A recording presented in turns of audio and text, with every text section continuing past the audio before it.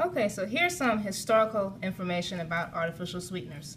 Well, the first artificial sweetener was discovered in 1879 by Russian chemist Konstantin Fahlberg, who, while looking to create a food preservative from coal tar, noticed the sweet taste of his experimental sample.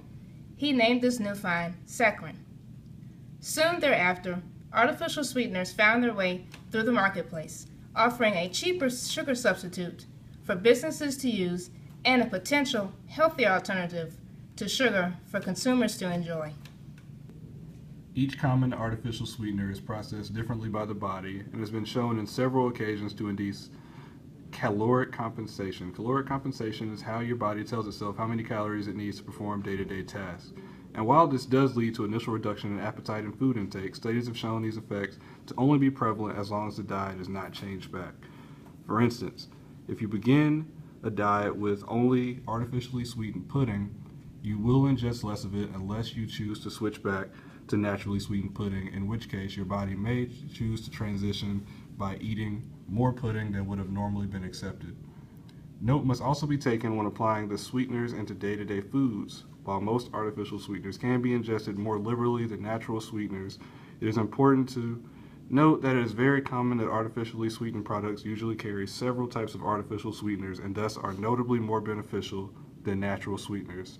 For instance, you can see that it would take 18 to 19 cans of Diet Cola, including the natural sweetener aspartame, to actually be harmful to the body. Okay, here we have the health benefits.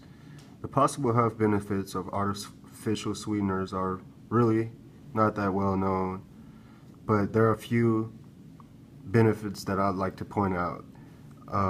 Tooth decay, cavities are a couple benefits, but the main benefits that I want to focus on are weight control and diabetes. These two are really big, they're major health concerns in the US. Diabetes is the seventh Diabetes is ranked 7th as the cause of deaths in the U.S. Generally, artificial sweeteners do not raise your blood pressure levels because they don't have carbohydrates.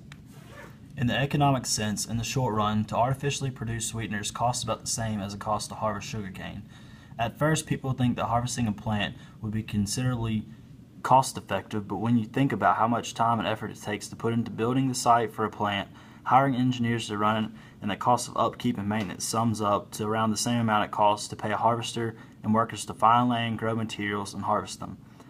The only downfall economically to producing natural sugars is the time that it takes to produce the product. Artificial sweeteners can be produced in minutes from start to finish compared to natural sugars that can take up to 4 months from seed to harvest.